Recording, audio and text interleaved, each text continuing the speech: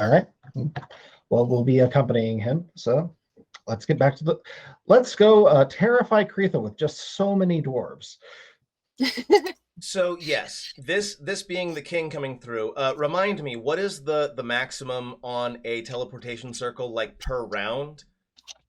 Oh, it's like it's literally whoever moves into the space. Okay. I thought it was an instantaneous thing.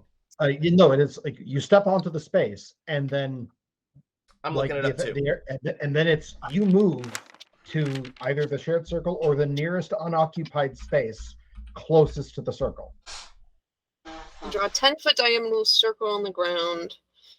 Any creature that enters the portal instantly appears within 5 feet of the destination circle or in the nearest unoccupied space if the space is occupied. It lasts for a round. So as many people as can walk through a 10-foot diameter circle in 6 seconds. Which is a round, so that's literally everyone's turn. Yeah, that seems reasonable to me. It specifically says that the people who are standing there are transported, so I'm going to say it's going to have to go with crowding, let's say 9 at a time. Because a person doesn't have to occupy an entire 5-foot square, right? People can crowd together. So we'll say that one casting of teleportation circle, before it's permanent, one casting will get 9 people out, unless everyone is really skinny or very large. Yeah. So honestly, that's why I wanted to tether it to an existing teleportation circle, so we could just funnel them in at pace. Yes. Yeah, but that's gonna take a while. That's a long-term problem. So the first 9 will be you two, as well as now you are telling Sven that he should stay back to have a caster at both sides. Yes. Did I understand that right? Ideally, yes. Okay. He will actually accept that as perfectly rational, and the first 9. Only caster? There aren't a lot of dwarven. I got to be careful with my voice. There aren't a lot of dwarven wizards out there. No, it's not super duper common. Yeah, not quite as rare as, for example, dwarven druids. But I will eat a hot chip. Ah. Oh damn! I will as well. Thank you, Silverkey. No. So before I eat this, I need to make sure to set someone up to say a bunch of things. Oh, are Ivan and Peichel coming through with this 9? No, they will come through in the second group with the king. So the first group will be the player characters, and various shield dwarves that will immediately kind of spread out once they get into the forge. I tell everyone about Galvin. Calder will just immediately set extend magic into the circle and work with Sven to just keep the door open and pour magic, and essentially chaining the castings of the spell over and over and over again. Once you're on the other side. With continuous effort from the both of you, I feel like that's reasonable and balanced. So yeah, by the end, it will be all of you and about 24 shield dwarves coming in and immediately fanning out and exploring. Like, almost within about a minute of all of you teleporting in, the only people who are actually left in the forge proper are you all, Barnabas, Galvin, as well as 2 or 3, we'll say 3 of the shield dwarves that are Barnabas's personal bodyguards. Echo gives Kreetha a hug as soon as he's through. Hey, you didn't have to step through any portals, and we're back. Everything went great. I'm so glad. I still can't get out. They fit everyone in this room. It's very claustrophobic. Where's Galvin? I gave him a bedroom out of the way. Show me which one. And I do that. All right. Elko posts up outside that door just in case. He doesn't try to go in or talk to him. He's just kind of standing sentinel outside the door, keeping an eye on it. Yeah. Maybe not standing exactly there, but like keeps an eye on that hallway. Can't talk, keeping a hole in the world open. So as they enter, the first thing that happens as Barnabas and his crew appear with the second group, the very first thing that happens is that Pykel lets out just the most ear-splitting squeal and rushes at Lou and envelops him in a large, just bear hug, all the while sort of yammering in a language that you don't understand at Lou, who does not understand. I bet his tail's wagging though. From His the tail is positive definitely attention. wagging. He's loving the attention. Let me get like a nature or an arcana check from anybody who wants to, including you, Kreetha. You are now part of the scene. By the way, welcome back. Nature or arcana, please. Of Either which one I is fine. have neither. So nature is intelligence and arcana is intelligence. So it really doesn't freaking matter. How about we go with arcana? Okay, an 11. I mean, it's a straight 0, you Do I know, roll? up or down for me. So I don't see your roll, Calder. Yeah, this Oh, is that's after you've stopped. This is after we've gotten everyone Wow. through for the day. I am busy holding a hole in the world open. It looks to, so on an 11, all I'll say is that it does look like Pykel is speaking some sort of language to this robotic dog wolf, but it's equally obvious that the robotic dog wolf is not understanding a word of it. He always kind of has that blank look on his face. He doesn't really emote much. Barnabas, as he appears, looks around, and he gets this sort of awe. He looks around and he says, "This is a place of legend. I was taught stories of this place when I was an infant. It exists, and I'm standing here." He looks at all of you, Vic and Echo and Calder and Kreetha. He says, "There is nothing I can do and nothing I can give you that will repay this debt. Thank you." That's very nice. Clear the path. We have more coming through. Moving along. And actually, there's only one more group of dwarves that, again, begin to fan out. And this last group is not like soldiers. It's more surveyors. And as they hold it open, that is more and more the kind of dwarf that comes through. And we'll talk for a little bit about Calder and Sven. But I assume you hold open the portal for some time. As long as we reasonably can, and Sven knows, like we'll have arranged a specific time for Sven to open the portal again, that where Calder will be ready. Excellent.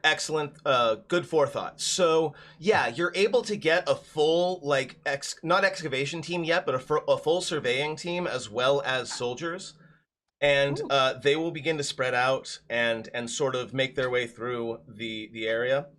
One of them will come back after a few minutes and make a report to Barnabas, sort of whispered in his ear. And Barnabas will look up and he'll nod and he'll say, "There's a large area," he says, "off in that direction." And he points in the direction of the Glitterheim. He says, "It's that's the Glitterheim. It was the site of a very large battle. Yep. And may be dangerous, The so floor's we should not approach just yet." That's the direction the orcs are going to be coming from, more than likely. It's the direction the orcs have come from. Half There's of the combatants were orcs. The others were made up of, if the scout is telling me correctly, Dwerger and Drow. I don't know if it's still there, but there was a massive pair of doors that could be repaired. he'll immediately like relay some orders in very fast dwarvish, and The doors that and My the doors. next ones that come through include a repair team that's possibly capable of repairing doors that have, I think, been leaned together and then bound with magic, I think is what happened. It's been a long time. no, not that door. These are the doors that the party let them battering ram open, and then they killed everybody and walked through. The battering ram doors, yes. So The debut of Acid Ball. now that Kreetha. the forge is being excavated and being secured, what is let's go back to Echo. What's Echo up to as all this activity is happening? Jen was trying to say something way long ago. Jen, Barnabas go ahead. first came in. Kreetha is watching this, and it's all very clinical. It's all very like military. Kreetha was wondering if there was a small amount of people that would be willing to mask up and help clean the great room out of all of the rust. Monster because we do need to have, I know that we're preparing for a big old battle and we may not have the extra help gone through or not, but it would be cool if a few soldiers would need to actually prepare areas for them to stay and cordon off and stuff like that. You're going to have people who are going to cook and things. I mean, this is a large amount of people. Is this something that Kreetha is saying aloud to these dwarves? Well, okay, here's the question, because Kreetha was like, I was like, did everybody walk off? And just go do their stuff? A lot of dwarves are coming in and immediately doing their jobs. Yes, there's like, my thing is like, we're in soft time now. We're like basically talking in broad strokes. My question is, did the king walk off?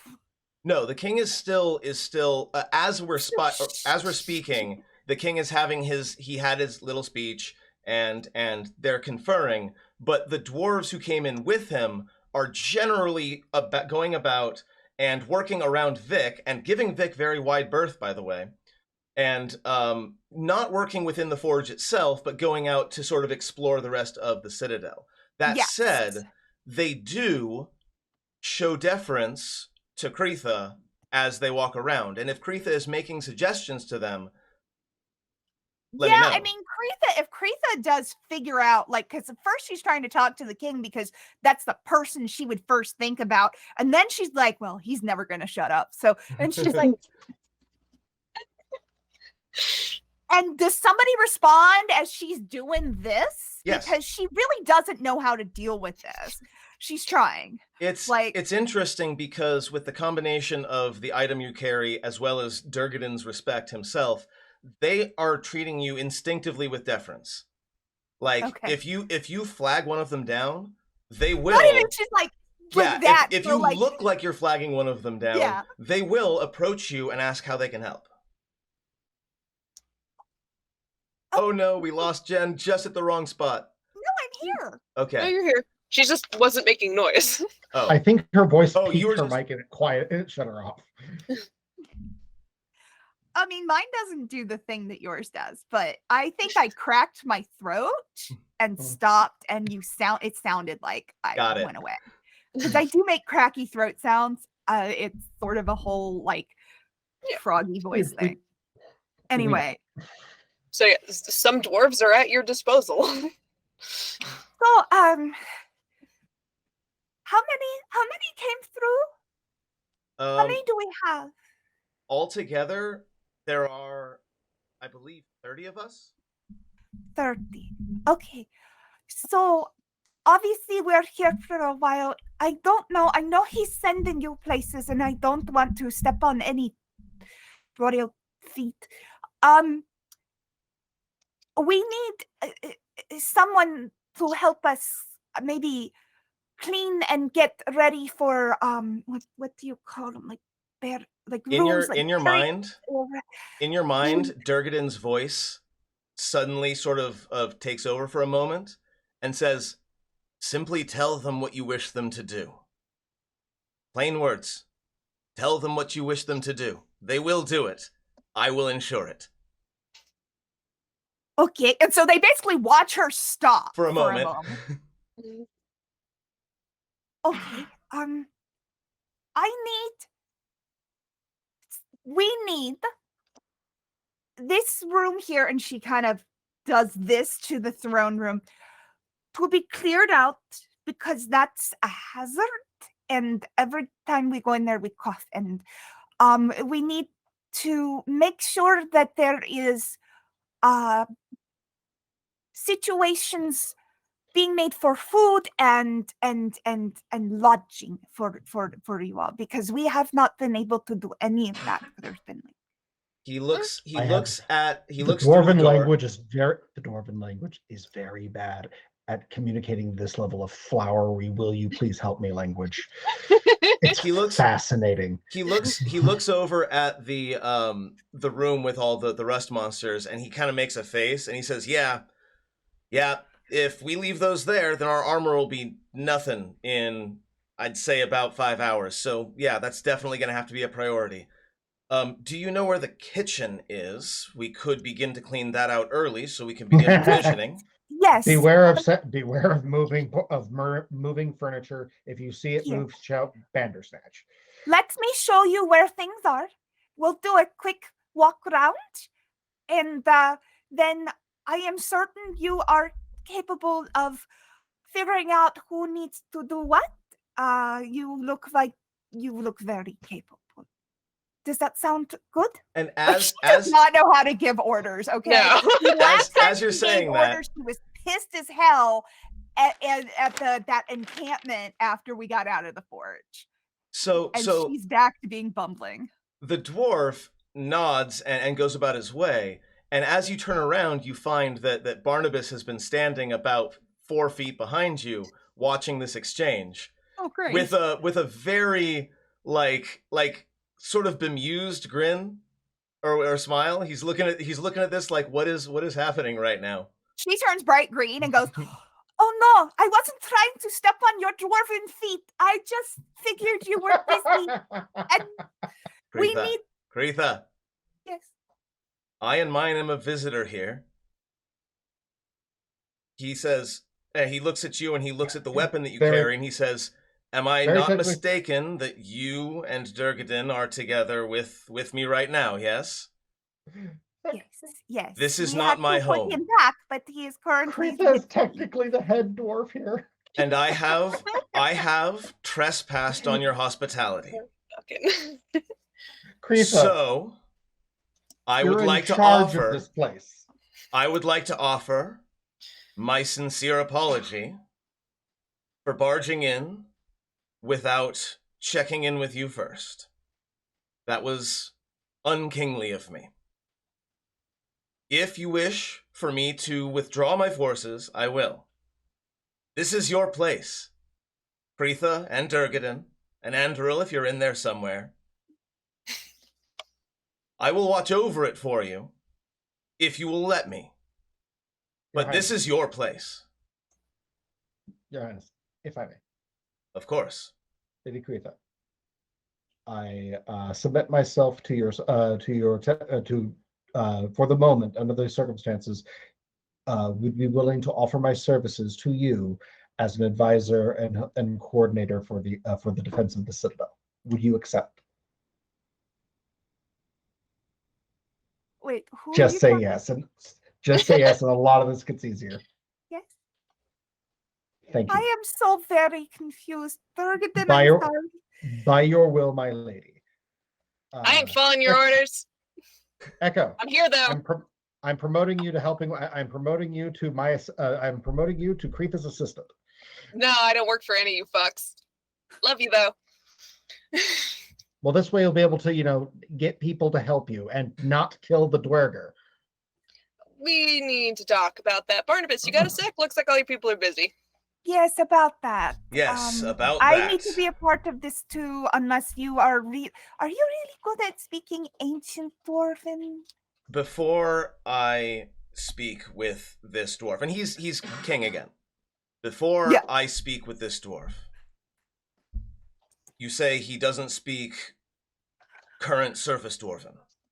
No.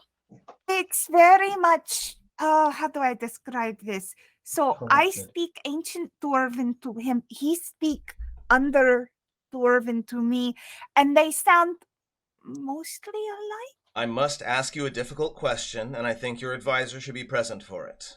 So I'm going to wait for Jeff. Okay. I'm still here. Okay.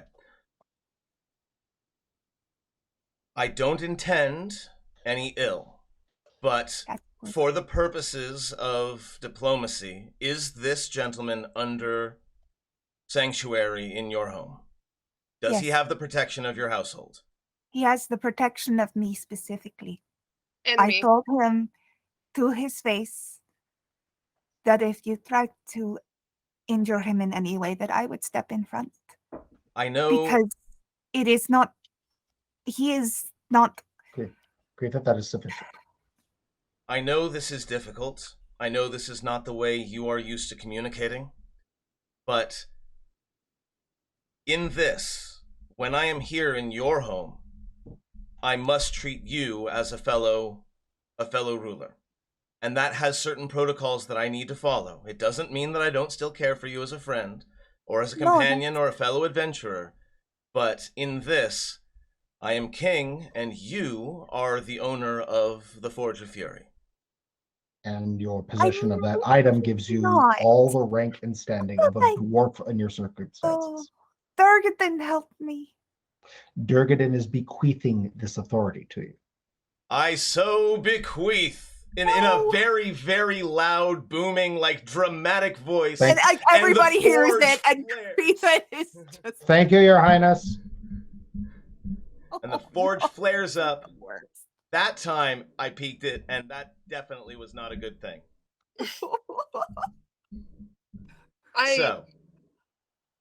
We all, and he points to us, should talk before we go and talk to him. Zoom back to the cat.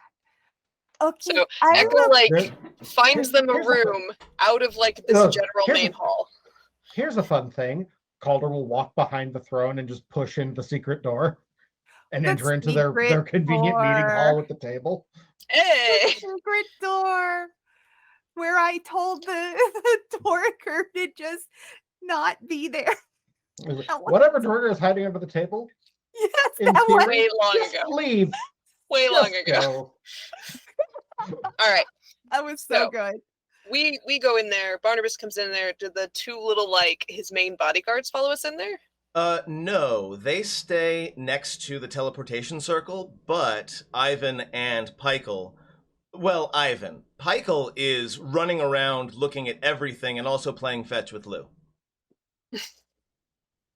Ivan comes in with us? Ivan comes with you, yes. Cool. Door shuts. Echo's fairly certain it's not entirely, soundproof, but point to far. There's some sort of storage. There's a room in there. The Dorga were using it for rest, camping, storage. Beyond that is a hallway that leads to either certain death or another hallway. So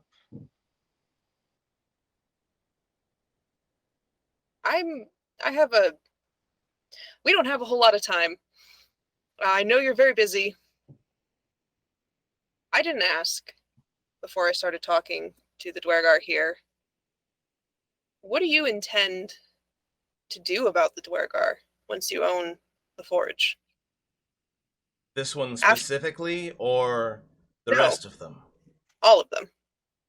Because there's passages up into this mountain from the Underdark. We know that. We knew that ever since Calder and Kreetha told us about it way so long ago. It was in our initial report. I and mine. The Dwergar were here first. Well, in the modern era, they found the forge first. They were not squatting here now. They were squatting here before we got here. That is correct. I am not intending to fight a war on two fronts, if that's what you're concerned about. No, I'm asking about afterwards. Everything goes right. The orcs are repelled, and Grumpsh gets a good kick to his ass. By all technicalities, the Dwergar have as much a claim to this place as you do, Highness. What were your plans for your neighbors? Or do you have any? The Shield Dwarves and the Dwergar have long long thought. We know how to secure an area from incursion without needing to resort to direct violence. We are certainly capable of finding any holes in the Citadel's defenses, rebuilding, and reinforcing. Perhaps it would be best if afterward you finally came to an accord. You will be neighbors regardless. If you take over the forge, you will be neighbors. You're not going to go into the Underdark and try and get rid of them. And it's best if they don't come up here and try, but you are neighbors. And that will be a fact. And wouldn't it be better to take care of one another instead of bringing back those ancient wounds? He looks at Calder. On a practical level, the Duergar are at the moment neutral. Depending on how they behave during the upcoming battle, if they are at the very least neutral and do not interfere, that is far and away the friendliest interaction your clan has had with the Duergar in several hundred years.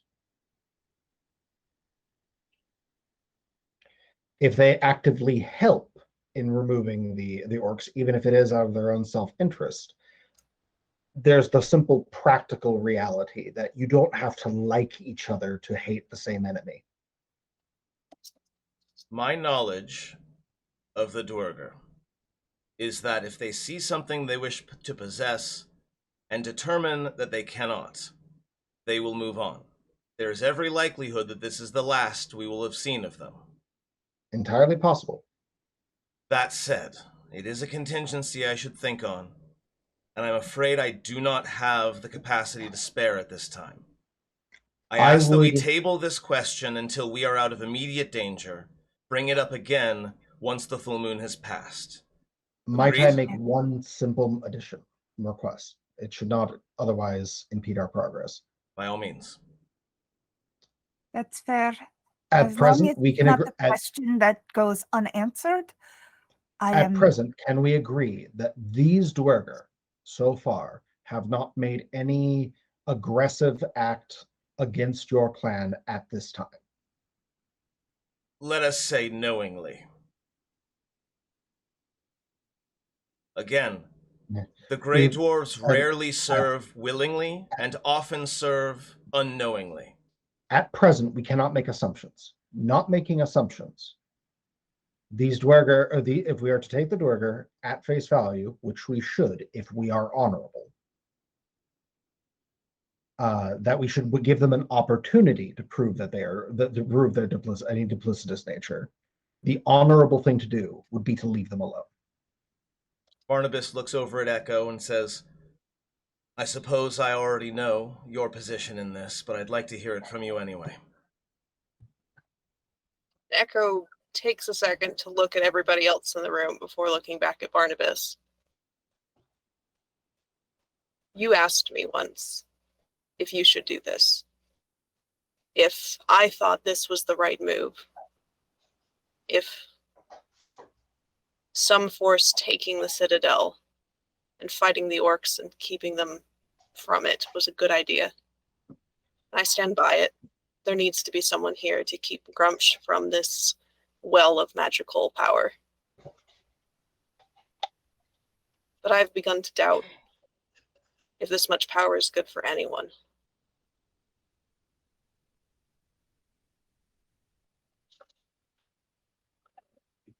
I will agree to amnesty for this one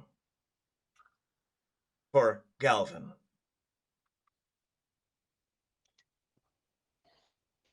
For the time being, as the monarch and regent of my people, I cannot promise any more. I need to confer with others. Then I believe then I would advise I would advise Your advice the is lady, extremely important to me, but it is not the only that I listen to. with respect, Highness. I was not speaking to you. I was speaking to the Lady Regent, for lack of a better title. And what is it you advise? I would advise that you make it known to Barnabas to carry forth to his people that any harm done to this Dwergar under your protection will be that their king will be held responsible for his people. Oh, it sounds extreme, but it is an honorable threat that the dwarves will respect. she looks at Balder, and her face is just she is miserable. But she's just like, He's got king face on. Yeah, she does not have a king face.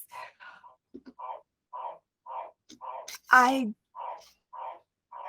take that into advisement, and I suppose I must advise you, King Bouldershoulder, that any harm done to he which is under our protection would be considered harm caused by you.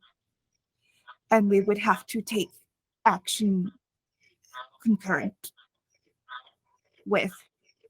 God, I hope that makes sense. This is fair and reasonable. I hear Stinky is cheering you on. Yes, Stinky is cheering me on. To speak as friends. 11:40. We understand. We understand that you are not used to this mode, but your words have a great deal of weight to our guests. I will be happy to advise you on how best to filter your desires.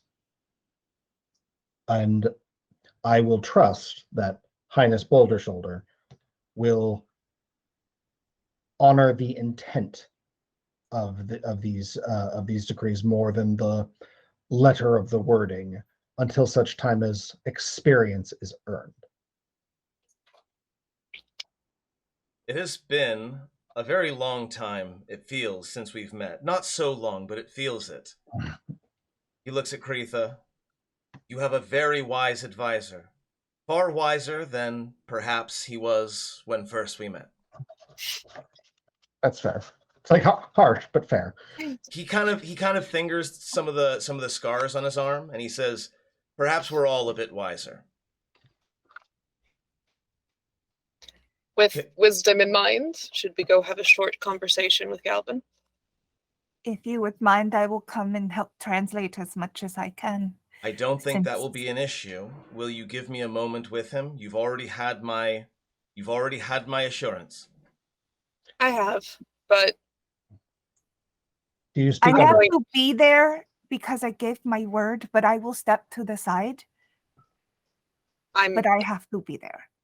I'm going to be in that room. He'll nod, and he will begin to walk towards Galvin. Galvin. God. Galvin. Galvin. Yeah, lead him to whatever side bedroom Kreetha put him. Let Kreetha go in first. Echo will follow behind Kreetha, and then. But very conveniently, we know where their secret passages are, so we can just go to one of the secret rooms. So, of course, the first thing that Kreetha does is, "Are you okay?" Who are you speaking to? To Galvin. He'll look up. I want to tell him that the king is coming in. And the king will come in. Yeah. He'll look up, and Barnabas will look down at him, and he will say in a very clipped phrase, like 1 2-syllable word in Undercommon. Whoa. And Galvin will stand up at attention and say words that you don't understand. I'm gonna just name, rank, and serial number. It does have a flavor of a military call and response, yes. I look at Echo. I bet you Echo looks at me and we're like, anyone other than Kreetha, if you want to make an intelligence check, although Kreetha's going to understand everything that's happening anyway, so it's not really important that we roll dice. Like Calder comes mean- from a military family, so I'm rationalizing of him of being somewhat familiar with how soldiers act. And Echo, yeah, like this is the sort of thing that sometimes, let's see, putting it into context. This is sometimes the sort of thing that happens when there is a new goblin in the in the area, and they want to find out exactly like what this person is and who he is and what he's about right away. You don't think that Galvin's in any danger. Okay. Like what we're seeing is a disparity of rank, not a disparity of opinion. And there is a very, very rapid conversation in Dwarf. Like, you've never seen Galvin speak like this. Kreetha, you're able to follow mostly. They're speaking very quickly. And the first thing they establish is that no, Galvin is not going to give any information about his battalion or his superiors, and no, Barnabas isn't going to give any information about his his forces and his disposition of his troops. So there's a lot of that going back and forth. And finally, Barnabas pauses and says, "Why are you up here? This is not your place. Why are you here? Did they force you to be here?"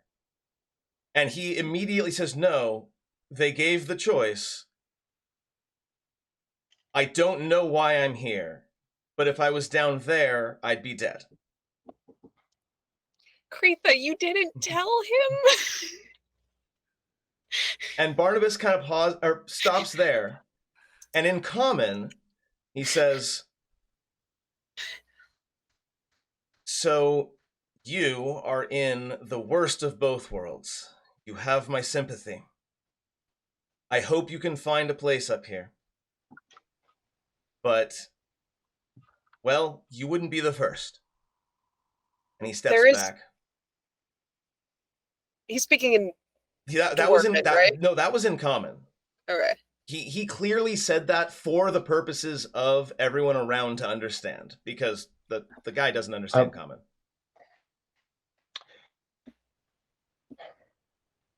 There is a place, Echo says in Dwarven, slowly enunciating. There is a place you could go. It's the place where I was safe when I first came to the surface. And Echo pulls out a goddamn flyer for the circus. No. Come run away to the circus. That's where all of them go. This would be a good point to mention the Sunless Citadel, so he knows. So he has a location to associate for where you come from. I come from here, and he points at the circus and hands him the flyer. It's in common, but there's also like translations for like Gnomish and Dwarven and yeah. So let's go ahead. Oh no. And Kat, don't even think about it.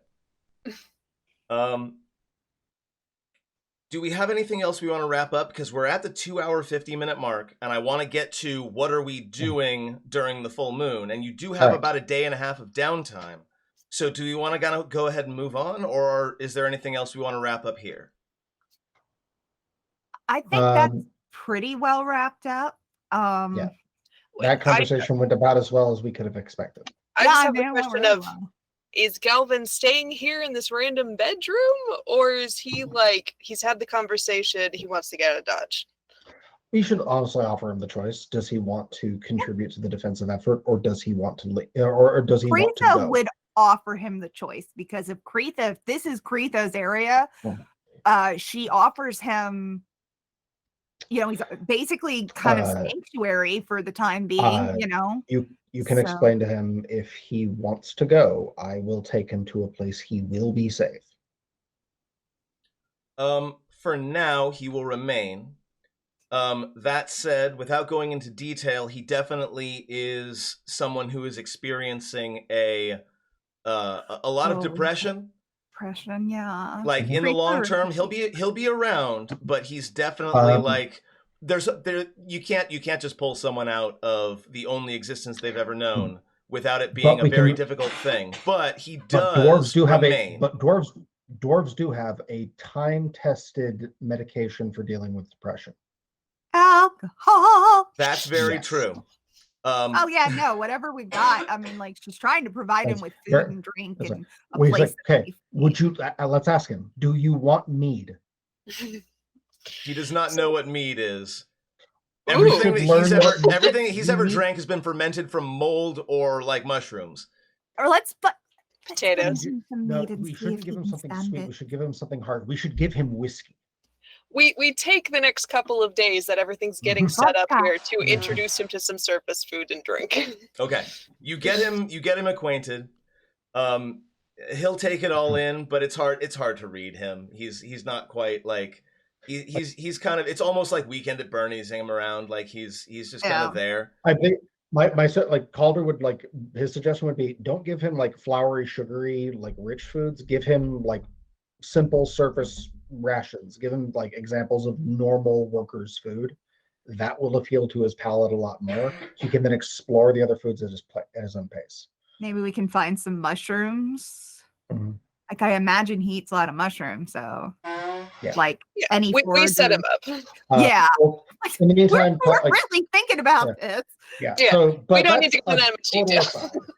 For the defenses, I have some ideas. For the next, you've got about, like I said, you've got about a day and a half of things. So we're going to go quick on this, but I want to know what each of you are doing. And then I'll do a quick description of what the dwarves are doing in general. Let's go ahead and start. I know Jen is super overwhelmed at Kreetha suddenly being a monarch. So let's go ahead and move over to Jeff. What is Calder doing in the last sort of day and a half leading up to the full moon? Like splitting his energies, like getting more troops in here with Sven's help, and like as he's resting, he's like penning up ideas for defenses, like from his, based off of his memory. He wants to, like, he would suggest like taking advantage of, like, to essentially cover over the holes and the shells of the leading up to the double doors, weaken the underground if they can, so like so they just get funneled into that underground chamber that we fell into. There's bad things down there. I'm sure they'll enjoy a roper. And we might get into that. I don't know who's going to be the one to excavate the roper den, but that's going to be well, that's a problem for a much later time. Yeah, I'll tell them about the dwarven grave site on the other side of the Glitterham.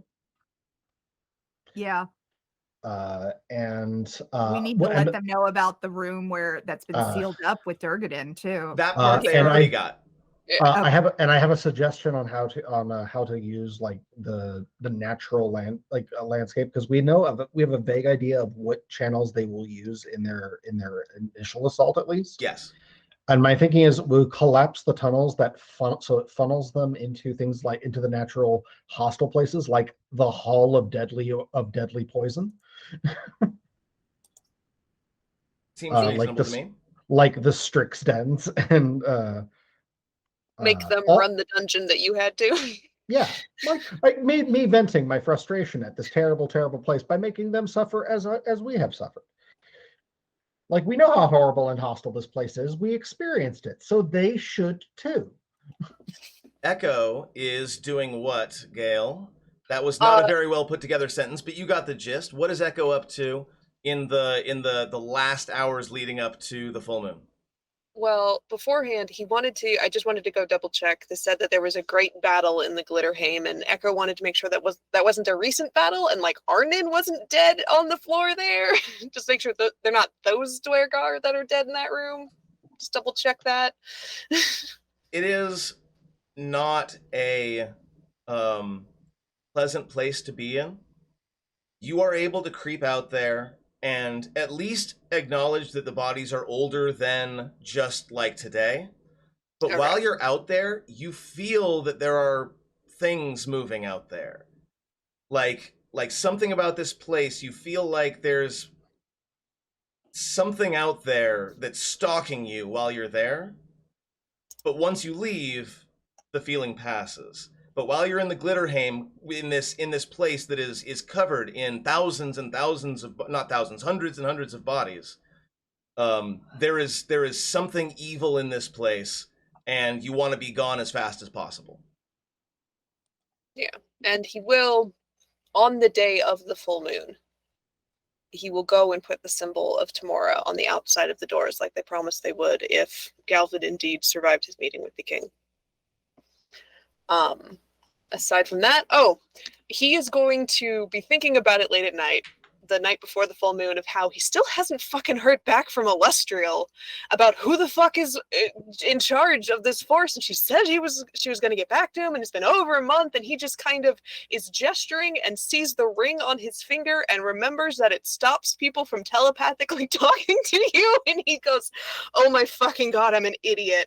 And so he like locks himself in a closet so there's nothing to glean from his surroundings, and he will, for a couple of hours, unattune to the protection from Scrying Ring, and just like kind of hope that he'll catch a message from Alestriel. A couple. So how long has it been since you put the ring on? Like a month and a week. And you are taking it off for a couple of hours. Okay. Like he'll do the whole night. The night before the whole full moon, he'll sit there the whole night. We'll talk about that in a moment. Yes. Or possibly at the very beginning of next session. Jen. Yes. Kreetha is in a very weird look. Yeah. Kreetha's been in some uncomfortable positions, but like this may be the most uncomfortable that Kreetha's ever been. She'd rather be drunk. How is she spending this day and a half in this citadel that apparently now belongs to her? So she's still trying to kind of half do stuff. So she's checking up, doing her best to like check up on like the dwarves and also Galvin. Mm-hmm. Okay, yeah. For a moment I'm like, and of course checking up on basically, you know, her friends, her people. So a lot of this is like her like attempting to help clean rooms and like get down to the kitchen and like probably be stopped at every single time she tries to do that. Oh no, please let me handle that. So she probably at one point just goes and like asks Vic if she can help at the forge. And the answer is 100% yes. Like, yeah, so you are a part of the forge. Appoint a vizier, a seneschal. That's the word I'm looking for. Someone whose job is to maintain the castle in your absence. The guardian. The steward. Just point to Calder and it'll be fine. I think Echo would notice a few times when Kreetha's starting to get overwhelmed by it and go after her and be like, you're not the boss of me. Yeah, that makes her more comfortable. This is my she's leaning on Calder a lot, leaning on Calder, trying to lead on Durgadin. And this shit is Calder's bread and butter. This is his thing. Yeah, that's true. So she'd be like, like weirdly, this is like a nice flex for Calder because he's actually quite good at this sort of thing, but has been trying desperately to avoid it. Yeah, so that's good. That's good. Okay, so here's a question that I have that's actually important for next game. So next game, what is supposed to kind of be, I know the full moon, but what exactly is supposed to be kind of happening next game? We'll talk about that at the end. We'll finish this up, and at the very, I know you have to leave before the talk back, but at the very beginning of that, we'll talk a little bit about how next game is going to look. Yeah, well, mostly I was asking because we know about my situation, and I was wondering if I should set Kreetha up to actually stay in the Citadel. We'll figure it out. Not the Citadel, but the forge. We'll see. Okay. Yeah. That said, once like Kreetha was, these dwarves were already doing what they were supposed to do. Like, this is a very efficient force of folks coming in and kind of occupying this area. But between that and Calder's direction, they are able to begin clearing things out and making them usable in a ridiculous amount of time. And given that Victoire has been working on the forge this whole time, like they're able to get it up and running. Yeah. They're able to get it up and running at full capacity within the day and a half. So I would definitely start forging silver weapons. Well, the nice thing about this is as like dwarven blacksmiths begin to come in, as the teleportation circles are established at particular times, as dwarven blacksmiths come in, they find that the weapons they make there have the magical qualities associated with weeks of enchantment.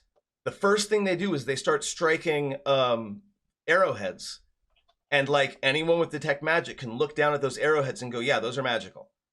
Yeah. It turns out that with Durgadin powering it and with skilled laborers working it, magical items are basically as easy to make as ordinary, mundane weapons and armor.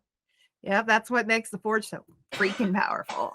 And werewolves are not immune to magical weapon damage. So the first thing they start doing is boom, arrowhead. They start putting blades out there, and yes, if Kreetha is there, like having a couple of the forges, just having a couple of things dedicated make arrowheads, but like also a bunch of people who are making spears, things for spearheads. Yes, spearheads, because we're going to be dealing with charges, axes for close quarters combat. You only have a day and a half, but yes, like they start the assembly line going, and it means that in addition to the kind of crappy silvered weapons that they already had, there's a much better chance, and I'm kind of recalculating in my head how the NPC versus NPC battles are going to go based on this right here. Calder, as you see this happening, are going to have the realization that I know that you as a player have already had. You are looking at, like, within a couple of hours, you're looking at several thousand gold pieces worth of magical items just appearing. Mm-hmm. And you know kind of what it takes to make these things normally, and that's why they're a little bit rare. Like, you are watching the economy of the world change in front of your eyes. You're able to project that far ahead and be like, this changes everything. Yep. And I also am thinking, like, I just had a horrific idea. It would be callous and almost cruel, but it would be a devastating military tactic. There is one other thing. I know that both the Lord's Alliance and Bregendarth are going to be really interested to know this. Like, both of them are like, they're both of them gave instructions to you of, tell us what the forge can do once you find out. So I'm going to let you decide what you're going to do with that probably after the full moon. But I just wanted to let you know that, yes, both of your respective secret societies are going to be tugging at you for information. Calder will be penning a letter that will be sent to the Lord's Alliance with all due haste. He will then very quietly actually message. He'll cast a dream to Jarlaxle of, hi, just so you know, this is what the forge does. You tell him? Yeah. Like, critically, I'm going to... Critically, so I will... You're not able to find Jarlaxle with your spell. No, I don't need to find... Elves don't sleep unless they choose to. You do have to have a sleep target, right? Does trancing count? Yes, but it happens the next time he sleeps. Wait, so you're talking to Jarlaxle too? Well... Like, I will be sending a dream at Jarlaxle. It's up to Jarlaxle if he decides to sleep and therefore receives the message. But you're talking to Jarlaxle 50 years later. 50 years later, he decides on a lark to go to sleep, and boom, there's the message. But critically, he can't say I didn't try and tell him. You're absolutely right. I used a 5th level spell to try and reach you, dude. It's not my fault you didn't take a nap. That's hilarious. That's amazing. Meanwhile, he's probably writing. And even critically, I sent them both a message at the pace they would individually expect. So what's the dream say? The dream will be how should what do I want to do this? Echo, give me a mood. Give me a random mood. Frantic? Sure, frantic works. Basically, it is a dream that like the dream will show like the upcoming battle and all of the dwarves like holding glittering magic weapons, and then like as the battle is about to start, it'll pause and Calder will just be next to Darcy with, "You do know what this means," and just looking out with a special emphasis of all of the glittering weapons. What is Kreetha up to? I mean, Kreetha is basically has holed up in the forge now, except when she goes out to check on people and to check on Galvin. She's holed up in the forge now because that's the best way to prepare, and she assumes that now Calder can take care of the stuff on that level because it is overwhelming, and with everything happening, like there's a big battle looming and all of this, it's a lot. Like that is a lot. So and she's 5. At some point, there will be another meeting of the minds, and a strategy will be sought. So I had the day before the full moon. Sorry, my microphone did it again. The day before the full moon. Let's talk a little bit about strategy. Yeah. I have an idea about that. Go ahead. And Calder will catch us like, this will sound cruel, but it might work. Basically, he wants to. This is an advantage we have. The enemy is not probably aware we have it, but doesn't know the details. We can use that.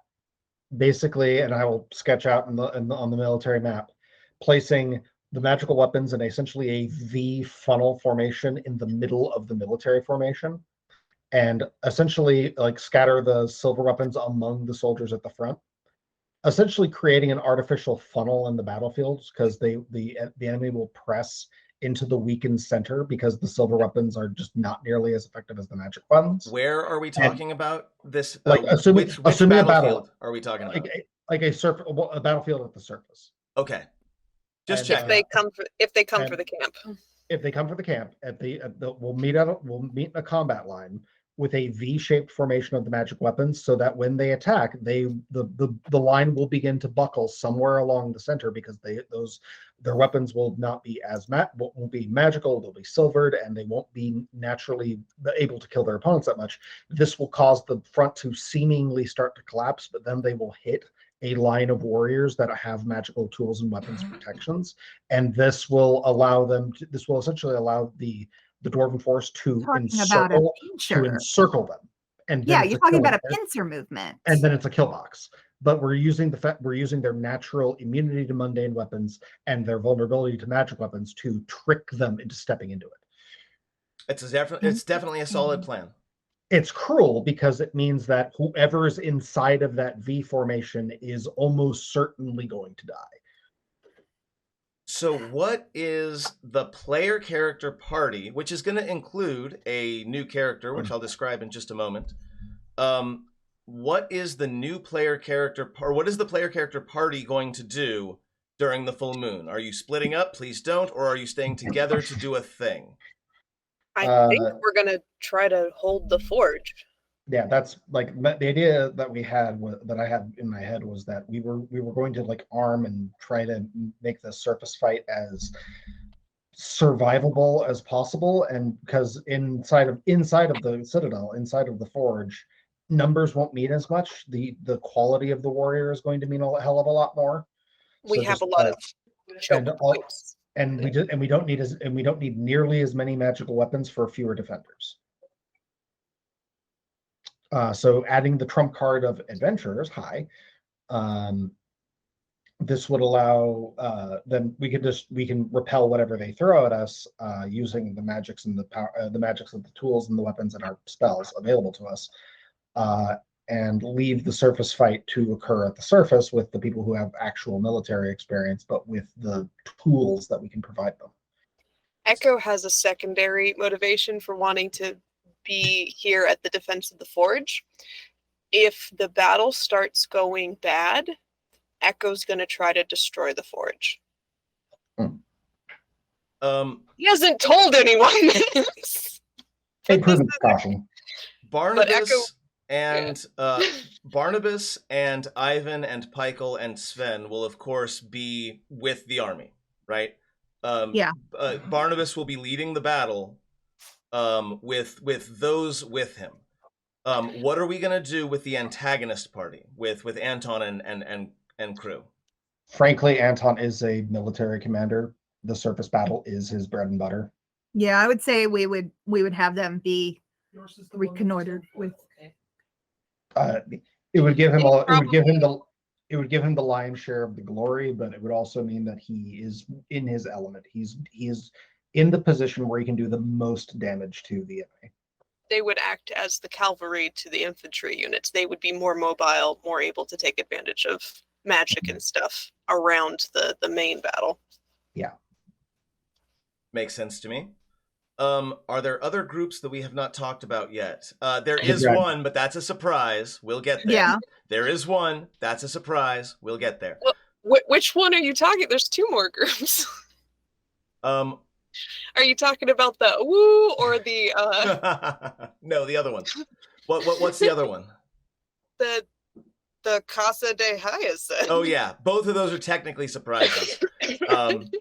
Yes, we've got way more than just what we're doing right now, and I think that what I was referring to is the dragons, but so that too. That I think means we should probably go ahead and jump over to the post show so that we can talk a little bit about what the next few sessions are going to look like, and then Jen can go the hell to bed. So let's do that. Oh shit! Hold on. Wait. Echo gets a holy symbol made. All right, scan it. Let's get. Kreetha would make your holy symbol.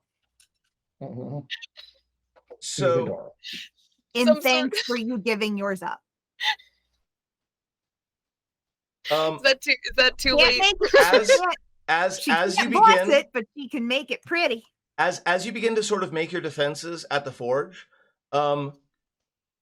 you are introduced as a new sort of group teleports in at the usual allotted time, but they're not all dwarves this time. One of them is a very pale elf that walks into the forge proper, in the teleportation, or through the teleportation circle. Mm-hmm. I have some box text. Box text. Dark hair tied up elaborately, slender, long, pointed ears with the conch removed, pale skin, nearly paper white, large angled eyes that are fully black, topped with 2 dots of eyebrows and piercings in the ear and bridge of the nose. Dressed in the grays, whites, and dull metals of white dragon scale armor, this elf seems to flicker even as you look at them, like a ghost trying to hold on to corporeal form. I need a quick intelligence check from everybody. Because I'm sorry, I'm trying to get over the conch being removed. Like, ow, no. Hey, finally a good roll at the end of the night. Intelligence check. Not a save, a check. I'm gonna spell save that. Nope, I'm dumb. That's better. I'm dumb. So I mean, it's fair. It's Kreetha. Echo and Calder, both of you for a moment have this like have I seen them before? Like have I seen this? And it's not until you look at each other and realize you're both thinking the same thing that you realize where you saw this person, minus the dragon scale armor, was sitting in a corner, minding their own business in one of the gladiatorial cells underneath Xanathar's lair. Huh.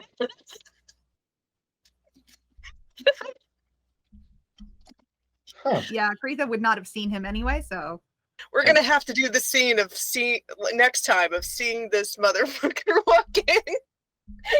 And they sort of look around at the forge, which now, by the way, again, is not only, well, the area outside the forge is no longer like a pit full of rust monster bodies and like fire pits, right? It's a nice, more or less clean area.